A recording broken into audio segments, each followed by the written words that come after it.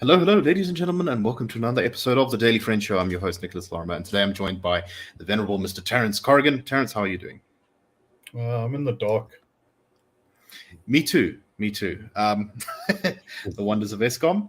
I'm also joined by the wise, Mr. Michael Morris. Oh. Michael, how are you? I'm very well, thank you. I'm pleased to say I'm not in the dark. I think we had a spell this morning from I think 6 to 8:30, 8:15 or so. Our next plunge into the darkness is actually this evening at 10 o'clock. So lucky you. Indeed. It's outrageous. It's unfair. But anyway,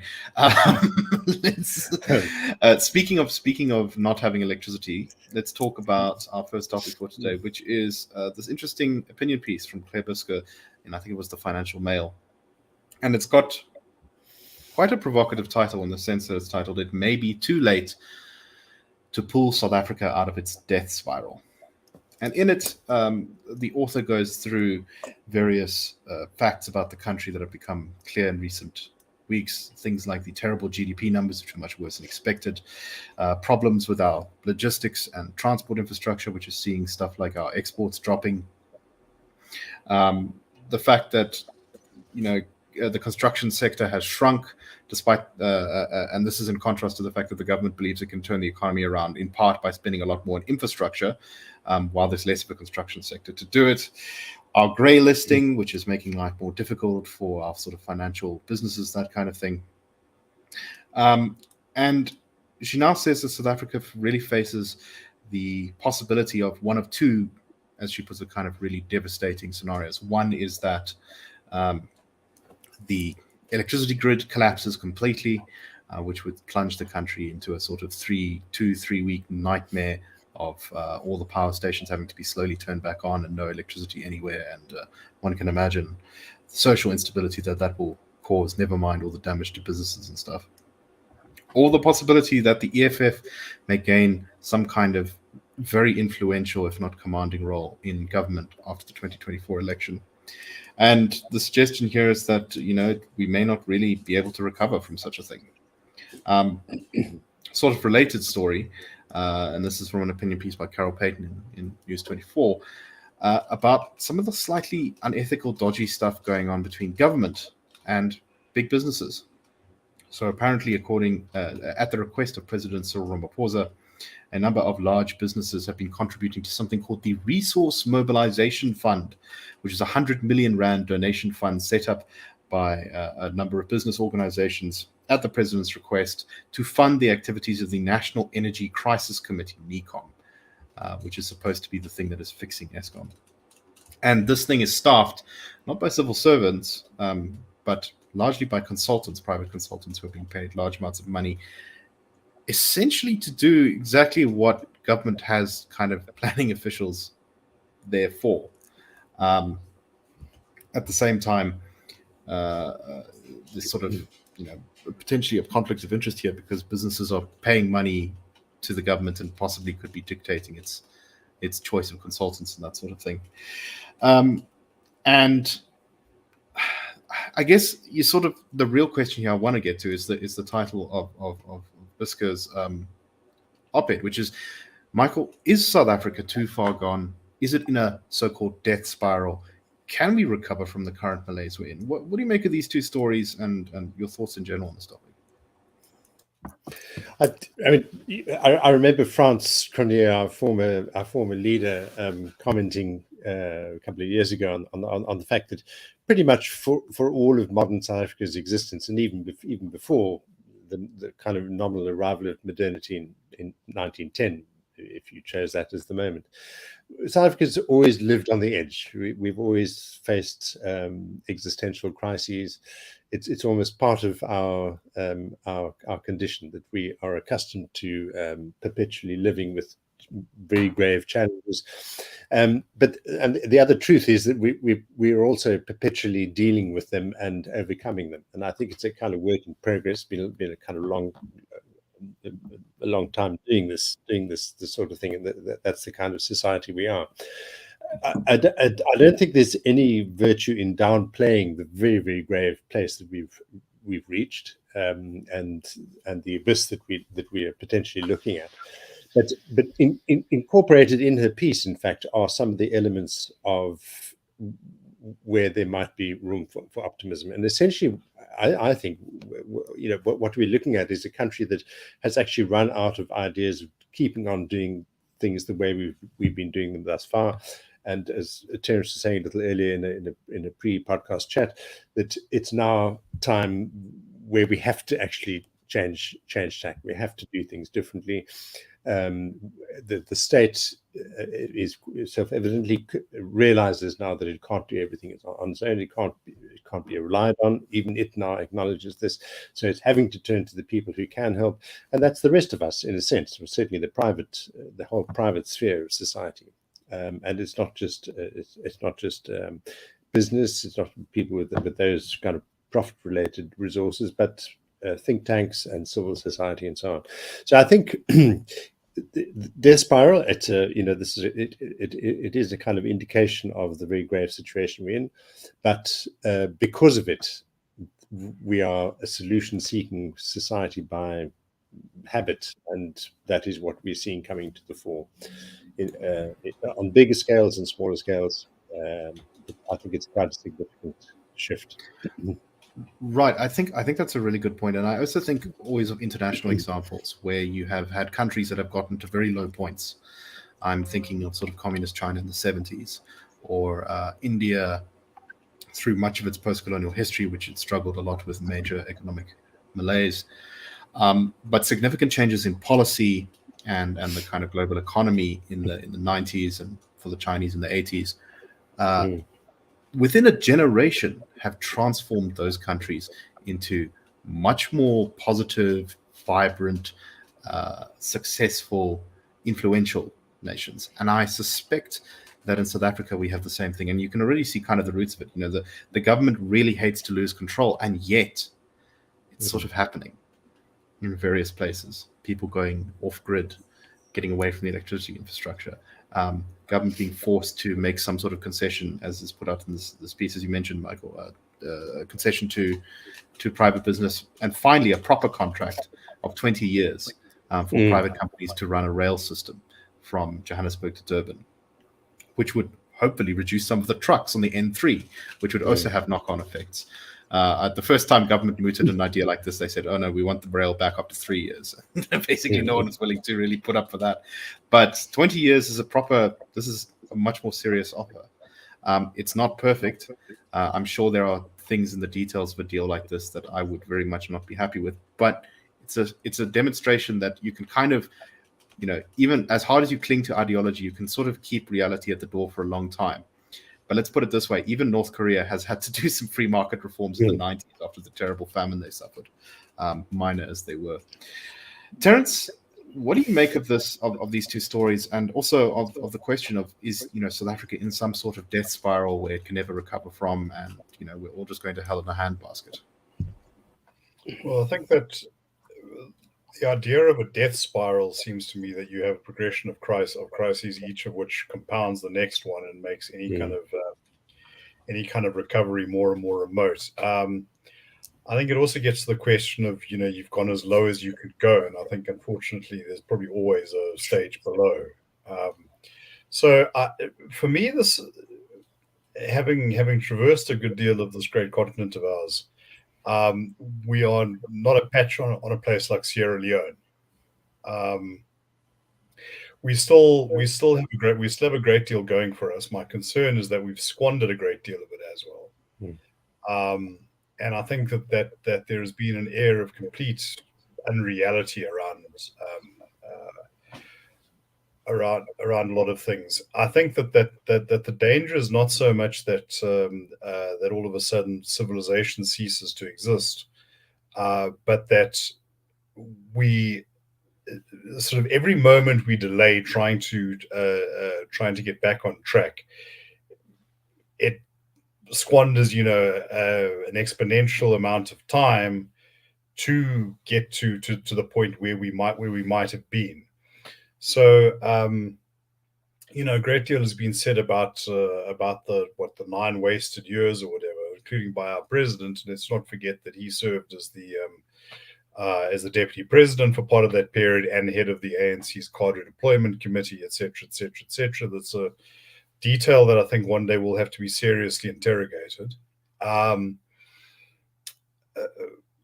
But that I maintain that as destructive as that was, it was cresting a wave that had been created by things like in 1997, the ANC's deliberate decision to politicize the civil service through cadre deployment, the toleration of corruption. I remember that in the very early days after 1994, there actually was quite a parliamentary esprit, and you would find that members of all parties could take their oversight roles quite seriously. Apparently, when that all came crashing down was the scandal over the Serafina play, where there was an ANC big dog who was now implicated, and the word went down, she can't be touched. And all of a sudden, things started to be pulled off track. Who knows where we might have been today if that sort of thing had been taken seriously at that time. The involvement of business is an interesting one, because I also remember that back in the 90s there were some offers by business to contribute managers to the state service, and Thabo Mbeki was certainly, according to reports, very prickly about this. And well, you're suggesting that we can't run the country. I think that Frederick van Zyl-Slabbert probably had this very well. He was talking about civil society, not business, but I think it's applicable. He's saying that there are many organizations doing remarkable work. And even if there are people in the state who believe that they can exercise some sort of Gramscian hegemony over society, they haven't got a snowball's chance in hell. South African society is just too complex and too vibrant to do that. The government can help, or it can simply be irrelevant. And I think that we've reached an interesting conjunction where the state has in many ways rendered itself irrelevant. It can be destructive, but there's very little positive contribution it's capable of making anymore. That's now. I'm not a sort of rabid libertarian thinking, "Oh, this is great, withering away at the state, yay." No, I think that actually having a government that can manage certain tasks is an important thing. I do not want probably law and order first amongst them, right? Well, yes. I think that maybe that sort of bottom point, which in a way is not necessarily a bad thing, is when you realize you can't carry on like this. We've got to prioritize. What are the things we've got to get right? So maybe yes, keeping people safe. We can say we can start there. We need to have the lights on. Well, what's the best, most cost-effective way we can do that? Maybe that's ultimately how the corruption in Eskom is rooted out. That essentially that infrastructure is plundered to the point where it kind of acts like a tramway in a European city. Now no one takes the tram anymore, but the rails are still there. Because there've been subsequent waves of infrastructure that have just made it irrelevant. Michael, any final thoughts before we move on? I mean, a number of things I absolutely agree with there that Terence has said. I mean, on this issue of the importance of a functioning state, I think there's a huge scope for private sector, public sector partnerships, but I think it's predicated on the idea that you have people who are doing their jobs and they're delivering services properly and so on. And they can be helped by through partnerships of this kind. but I certainly don't think that a society run by the private sector is going to be automatically better by any means. I think also his point about the squandering of opportunities and the risk there perhaps is we all become, or society becomes habituated to how things are. We think to ourselves, well, it's not so bad, but it is in fact a very grave loss of opportunities that we've allowed go by. And talking about corruption going all the way back to the late 1990s, I do remember covering Parliament in the 90s and having exactly that sense, Terence, of a Parliament that actually took itself seriously. People like Franage and Wallace, the Speaker, and so on. There was this great sense that this is the precious democracy we've been fighting for. Now we've got it. Let's stick to these principles. And then you saw these little things. I'd forgotten about Sarafina actually, but I do remember a particularly egregious instance which Mandela kind of almost sweetly, haplessly stepped into a situation where I felt he did a grave sort of disservice to our our judicial process when Alan Bussack was on trial, and I remember that. Yeah. Yes. And Mandela came out and said there was no case, clearly no case against the man. And it's terribly embarrassing and so on, but it did really, I think, undermine that idea of separating the state from. Sorry, Terence, you were about to say. Yeah, no. I remember that. And if I remember correctly, Thabo Mbeki said very much the same thing, and he, doggedly stuck by that. Yeah. So this is.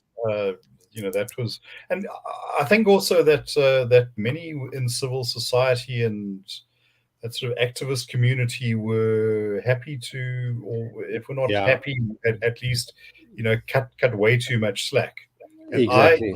I remember this from 96, 97, 98, interacting with activists. There's a very real sense that, well, this is our government now, and we can sort of excuse all these peccadillos because we come from this titanic movement, the African National Congress. Not so much, apparently. We get the government we deserve. Look, if I may, I went to a seminar put on by the Jesuit Institute a couple of years ago, and there were some of the great and good speaking about not religious figures, but in the corruption combating space, speaking about how desperately worried they were. And this was before Ramaphosa was before President Ramaphosa became president, and state capture and and these, as I say, were big names, although we were asked please not to sort of spread the word if we was talking. And I put up my hand and I said, okay, let's just look at three instances. We are outraged at the killings in Marikana. We are outraged at Nkandla, and we are outraged at state capture. Now, all well and good, right? Where were you people, and one or two of them, I think, were beneficiaries of cadre deployment, when the ANC decided to capture the state? Where were you with the security guard strike in 2006 when about 70 people were murdered and there's been a single prosecution? And when trade union leaders were mouthing off like Rwandan genocidaires?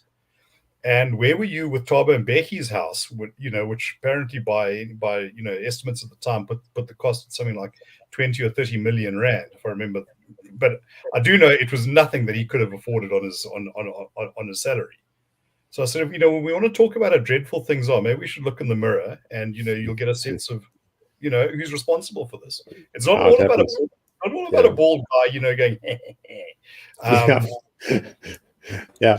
No, that's exactly right, Terence. The seeds of the problem were laid in those policy decisions, in those kind of decisions about how society was going to give the ANC a pass in the early years. And it's been having to deal with them. But anyway, something still to be thought about is South Africa's prospects. I think let's move on to our next story, which is a manifestation of actually some of the things we were just talking about the lack, the increasing, diminishing importance of the state. And This is a statement by the finance MMC of Joburg from the ANC EFF PA coalition, who says that the city of Johannesburg is in major trouble financially because of load shedding, essentially. Load shedding is doing two things. It's pushing people to go off grid, particularly in wealthier areas, people who tend to pay more for electricity because they use more, have bigger houses, etc. But also, when the electricity isn't flowing, they can't really charge you for it, can they? Despite Eskom's best efforts to jack the price up higher and higher. Well, judging on that, they seem to be doing it. So about 43% of Johannesburg's revenue in 2022 came from city power alone. So in other words, selling you electricity is how our biggest city gets most of its cash, or one of the biggest chunks of its cash. And as more people go off the grid and as load shedding gets worse, that means that there has been severe undercollections and a drop in the city's revenue. Terence, what are your thoughts on this story? Once again, coming back to that, I'm not a unreconstructed neoliberal fundamentalist, as Darby wrote to put it. If the state can perform the task properly, I'm happy to get my stuff from the state. You want to connect me to a public grid, I'm happy. I'm happy to pay for it. When that grid is not able to deliver, I still need the power, and I don't feel that I have some sort of patriotic duty to sit in the dark so that so that city power can supply me when they're good and ready. So there are consequences, and this is I say this quite often in private. I think I've said it in public a few times, but it's a thing that makes me pull my hair out. That so much of our corruption and mismanagement just isn't even clever. It's the kind that slaughters the golden goose to try and get out those eggs that are inside. If you're a smart villain, you realize that you take 10% every month, and then you can do this pretty much indefinitely until you retire to a place with no extradition. Right, there'd be a lot more patronage to go around. Grab it all, spend it all on those cars that we can park at that dealership in Mpumalanga where there's no roads, and then we look around and say, "Oh, there's nothing left to steal because we stole it all." There does come a point where even stealing becomes difficult. You talk about hitting bottom. Maybe that's the point. When the villains look around and say they've no alles waar. Michael, your thoughts? One of the things I've noticed is that once again, as the city retreats, I'm a resident of Joburg and I see it around me. Not just the posh suburbs, although more common in the posh suburbs, is that you see people kind of just taking things into their own hands. You get residents' associations that become more active. You get essentially a kind of very decentralized, localized municipal government and a sort of often unofficial public-private partnership. I know that in some places, the police are entirely on paper, completely distinct from security companies and have nothing to do with them. But in practice, essentially use the security companies as their arm to help them patrol streets and enforce the law and that kind of thing. And it's the same with municipal areas where you'll have like a residents association that gets some small assistance from the municipality, but actually cuts the grass and maintains the park in their area, that kind of thing. What do you make of all this? I mean, I think it's quite an ironic contradiction in a way, because the coming to the fore of business and residents finding solutions and making them work is exactly what we want. We want the country to actually pull itself out of the hole we're in and succeed, and it helps to focus on a brighter future. But it brings with it precisely the problems that the MEC has highlighted here, that unless they do things differently or better, they're actually going to run out of money. So it is quite an ironic thing. It's quite difficult to celebrate either aspect of it. but certainly a reflection of exactly what the issue is. As Terence said, it's you're going to kill the golden goose to rip out the existing eggs inside there. Then you're only compounding the problem. And I know that our daily friend contributor Andrew Kenny often writes about the fact that generating electricity is a perfectly suitable thing for a state to do. It's relatively easy. It was done for years under the National Party. He says they never interfered politically, excessively at any rate. And the thing ran very well. And we apparently produced some of the cheapest electricity in the world. So it is, it's certainly not rocket science. It can be done. And this kind of story illustrates exactly why that kind of thing is really essential, even if it's also showing us where potential solutions are. Yeah. So I think. Go ahead. I think there's something to comment here that South Africa has fallen into a trap of consuming as opposed to investing. Now, this is also in very broad brushstrokes been one of the differentiators between East Asia and Africa, and South Asia also to some extent. Just in terms of what people say versus what they spend, long-termism and that sort of thing. Now, in 1994, the ANC's own documents identified cheap electricity as one of the big positive inheritances that they'd received. And then the idea was to electrify, which was good. But then they also, as the sort of immediate welfare system expanded, which you've got to, I think it's something we can take at least some conditional pride in.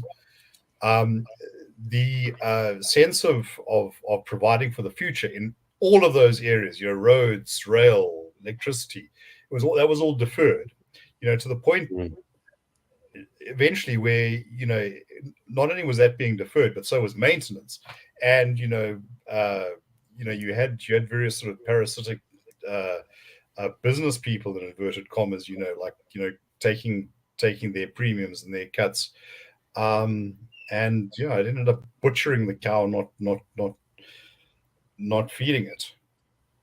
And I think also the indicator when we have reached bottom is not just when we start doing things differently, but when we start actually acknowledging that there are some very, very tough choices that are going to be very painful.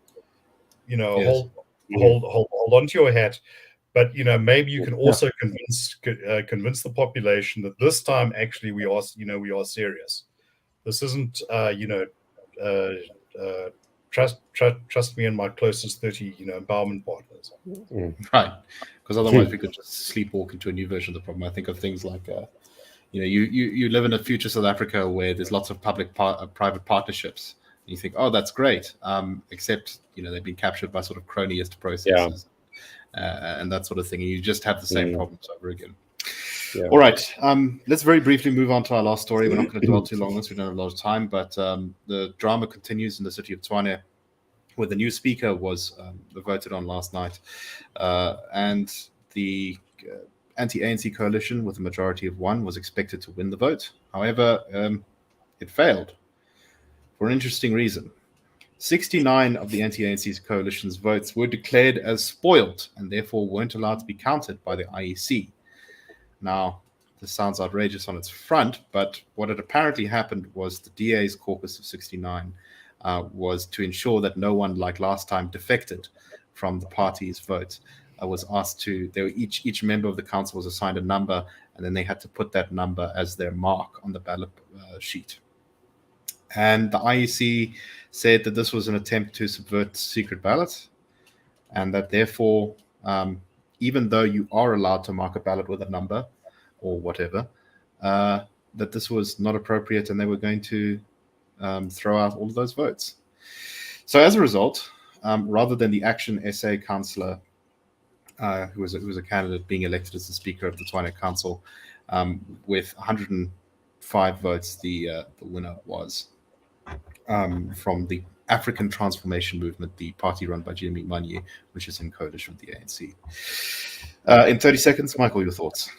There's a sense of Tshwane being a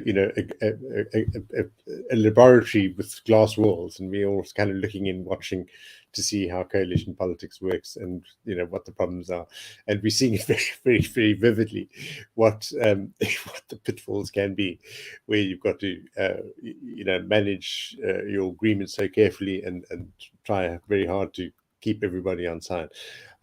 Yeah, I mean, beyond that, bit of a disaster, but probably a useful thing to happen. Every step we learn a new lesson. This is just another one. Terence, in 30 seconds, should we abolish the secret ballot requirements for mayors and speakers of councils?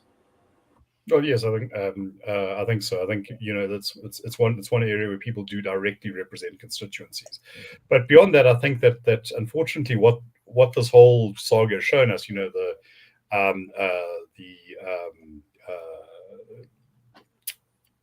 lie detector tests and all that, it shows us just how how frayed and fractured the whole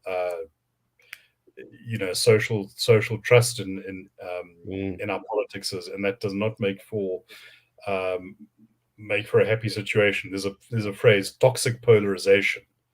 So in a country like the United States in the 1980s, you could vote for Reagan or you could vote for Mondale, but you were still neighbors. So these days, Trump and Biden, supporters do not make good neighbors anymore.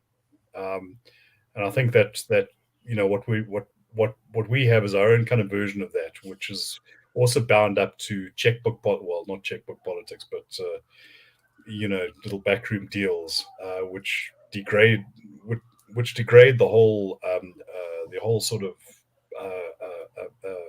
social fabric on which it depends. No, very good point. All right, that's all the time we have for today. Thank you very much for watching. We hope you found it interesting, and we'll see you tomorrow on the Daily Friend Show. Cheers, everyone.